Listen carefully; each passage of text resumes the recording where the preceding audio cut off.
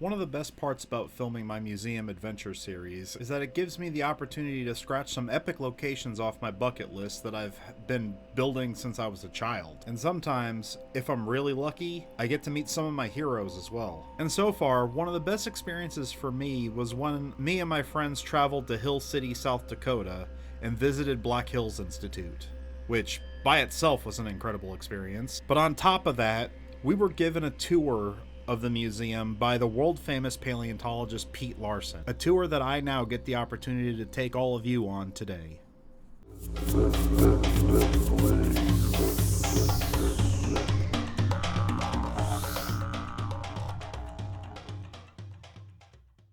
So before we begin, I think I should give a little bit of a history of the Black Hills Institute. Originally named Black Hills Minerals, the family-owned company began with Peter as well as his brother Neil, Robert Farrer, and James Harnert, combining their personal collections that they had amassed growing up in the hills of South Dakota. In 1978, they officially changed the name from Black Hills Minerals to Black Hills Institute because they felt it better reflected the four young men's interests in all aspects of geology rather than simply mineral collection. But it seemed Peter's main interest was the amazing record of life that the Earth had kept for tens of millions of years. He found his very first fossil when he was just 4 years old, while playing on his parents' ranch near the town of Mission. It was a tooth. It got the boy's attention, and he took it to a small local museum where he showed it to one of the people working there, a woman named June Zygarde. The woman would take young Peter under her wing and be one of the main people to inspire and mentor him over the years. This would eventually become his lifelong career. In 1990, Black Hills Institute would make one of its most well-known discoveries, the famous T-Rex skeleton that was named Sue, after Sue Hendrickson, who was credited with originally finding the part of the skeleton that was exposed. Sue was, at the time, the biggest, most complete specimen of a Tyrannosaurus Rex ever found, and it's still counted among one of the best today. But unfortunately, if you know the name Sue the T-Rex, chances are it's more because of its legal troubles that followed its discovery rather than its scientific significance. And honestly, I really don't even want to get into that today.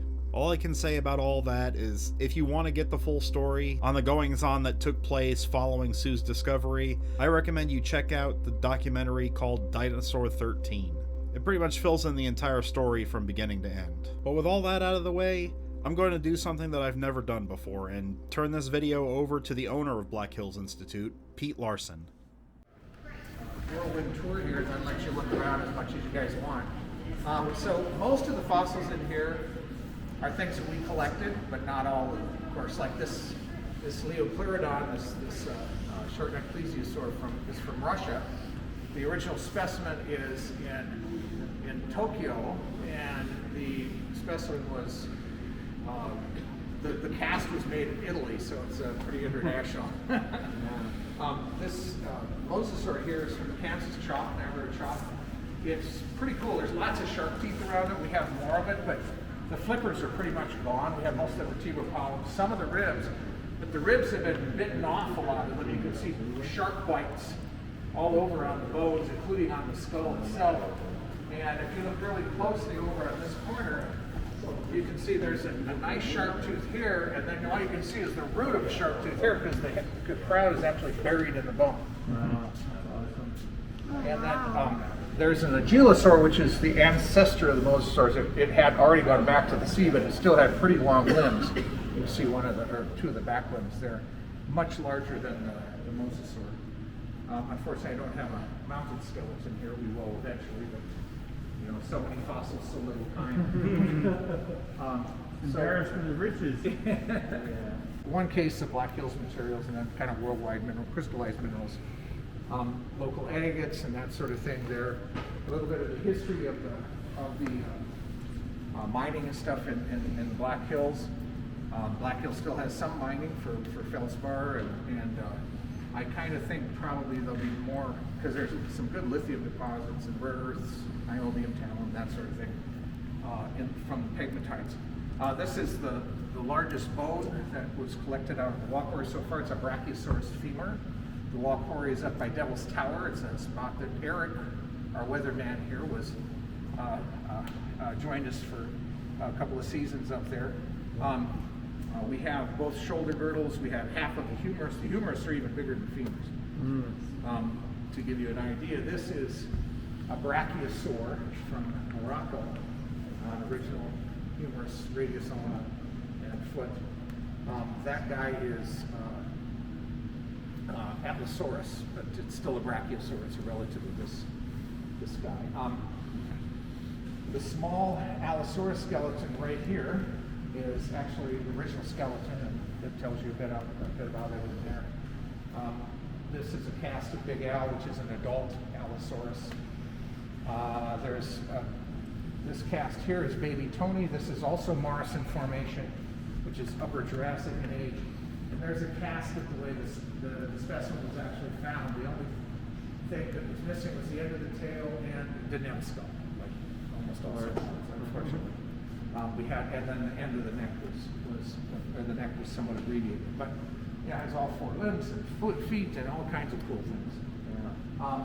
This is an original Torosaurus skull that we had mounted as a Triceratops for many years until it really started looking into the differences. And this skull is about 8 feet long, and it's not a full-grown adult. It still has open sutures, but there's clearly differences in the bones of these guys, including in the jugal with the quadrate jugal, even in the lower jaw, some differences that you can see readily separates it from Triceratops.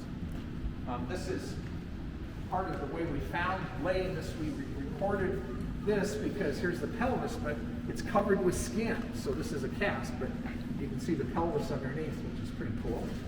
And so this is an ilium, sacrum, other ilium, there's an ischium, there's caudals, tailbones right there. And so this is kind of cool. Then we have a cast of Sioux skull, which was wonderful. Nick Pritzker, when he moved to California from Chicago, gave us that cast. He helped to put in money to purchase Sioux when Sioux went up for auction. So we got a cast that's been screwed up. I'm wearing camouflage. Hard to see. I'm not looking at if dinosaur leaves.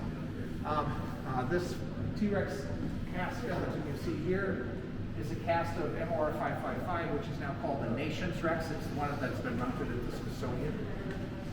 This is Anzu Wiley, also known as the chicken from hell. We've moved from the Jurassic with the Allosaurs and sauropod stuff into the Upper Cretaceous. South Dakota, northwestern South Dakota is very unique, and that's one of the few places in the world. Also Montana, Wyoming, eastern Montana, a little bit of a corner of North Dakota have preserved the KPG boundary, where that point in time where the dinosaurs became extinct. So these are really the last dinosaurs that were alive on Earth, the last species. We have a Triceratops we're going to hopefully be digging up pretty soon that is within 3 meters of the boundary, which is really, really close. And I don't know if you've heard of this site just north of the South Dakota border into North Dakota, where a place called Tanis, where a friend of mine, and fortunately I was able to be part of the team who reported on this and wrote papers on it. A site called Tanis, where there was actually a site which is basically when the asteroid hit the Earth, it rang like a bell and it started tidal waves, quote, from many different points. And one traveled up this river up into far western North Dakota and drowned a bunch of fish and washed back out. And just as the tectites from the asteroid impact were striking the ground, actually preserved in the gills of the fish. It's a pretty cool sight. If that's a snapshot, I mean that's a perfect snapshot, isn't it? Yeah, and there's paddlefish and sturgeon. One gar was found from there, a turtle, and some dinosaur stuff. Some ammonites were washed in from the seaway, and a couple of mosasaur bones all mixed in together in this whole thing from this basically a tidal wave coming in. Anyway, just a fantastic sight. There's a little pachycephalosaur here. Of course, Badlands case, we've got really, really nice collection, but this is just a very tiny part of it. We've got lots of nice skeletons that eventually we want to put on exhibit. You'll notice a lot of cycads around here. So over by the old railroad site called Dakota, which is just east of Hot Springs, west of Hot Springs, there was a site that they found lots and lots of cycads. It was actually cycad national mine for a while. The school mines and Yale University went in with bulldozers and dug up all the cycads that thought they did. And so they kind of, has been defunct, but when they put in the new highway, they found some more.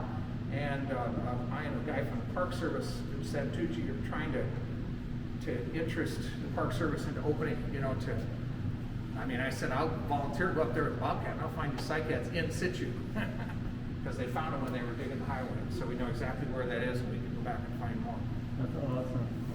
But anyway, they that was no money for it right now. So, even though it would be free, that part. So at Montosaurus annectens, the most common of all the dinosaurs in the Hell Creek Formation. Here's an original skull of Denversaurus, this nodosaur. So that skeleton that was laying out there, that's what the skull looks like. That's the original skull. Beautiful skull. More dinosaur stuff here. Here's a T-Rex exhibit showing puncture wounds and bite marks and stuff on bones. There's one of the shelves in this case has some of the baby stuff that we use to help create the baby lane that we're doing for this exhibit. Because of all of the controversy with Nanotyrannus, the juvenile T-Rex, we put up an exhibit here kind of showing you that, like for instance, these are all the claws from the thumb and from this finger that we have from Nanotyrannus. These are what we have from T-Rex. And these are 3 hands from T-Rex, including Sue and MR5 or MR980, which is Pex Rex. The biggest hands we know, and there's 1 hand from, we have both, this specimen has both hands, and then the Dually Dinosaurs does too. Every last bone we have that we know of for Nanotyrannus is bigger. Actually, not proportionally, but actually bigger than every hand bone we know from Tyrannosaurus Rex. And lots more teeth in the jaws, different shaped teeth, lots and lots of, there's like, skull alone has 47 different characters to tell you it's not a juvenile T-Rex. Triceratops horridus. It has, interestingly, we did this as a touch fossil. Interestingly, it has all 3 horns that are pathologic. This is a really, really old individual, Triceratops horridus. The back of the throat is restored, the lower jaw is restored. As everybody knows, Stan unfortunately is no longer here, but we'll be putting Duffy up. So we started work on cleaning up Duffy. There's a few parts of Duffy that are on exhibit in that T-Rex case right there. We'll be mounting a skeleton. It's not nearly as complete as Stan's, but and then Tectonothers, which you guys might recognize. We just added these this year. That's Protoceratops and Velociraptor. This is kind of like the fighting dinosaurs just before the capture. And then marine fossils from mostly from this area, but also there's a restricted age. Zoom out. Long-neck plesiosaur from Morocco. Trying to think of this. Elasmosaur? It's an elasmosaur, yeah. So they lasted all the way to probably to the boundary. And of course, local ammonites from other places. We have a huge collection of fossil fishes from Lebanon. There's a lot more that's not coming to. And local ammonite stuff from the Green River. Crinoid piece. Some of our Green River collection have a pretty large collection of Green River fossils. That's Eocene, of course. And then local ammonites from the Pierre Shale and from the Fox Hills Formation. And then fossil ammonites from around the world, crinoids, triloids, all kinds of fun stuff. There's an original Smilodon. Oh, forgot to point out, there's an original Smilodon skeleton mounted up above the case, one that I collected in Peru. And then this is the skull of one, which we have only associated skeleton that I was fortunate enough collect in Peru. So there's the skull and lower jaws of that skeleton. Oh, wow. So, anybody have any questions before we go back to work?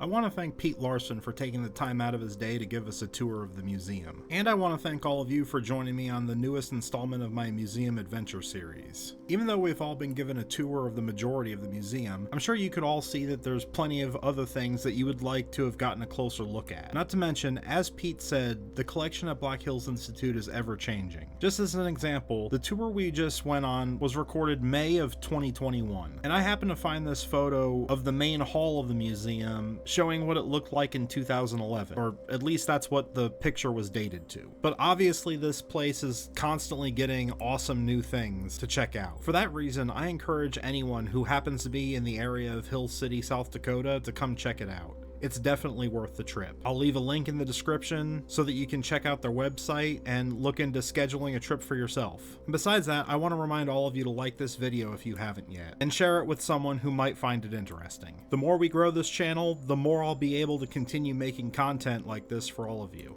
And this is something I really enjoy doing. Have a good one, everybody. See you in the next one.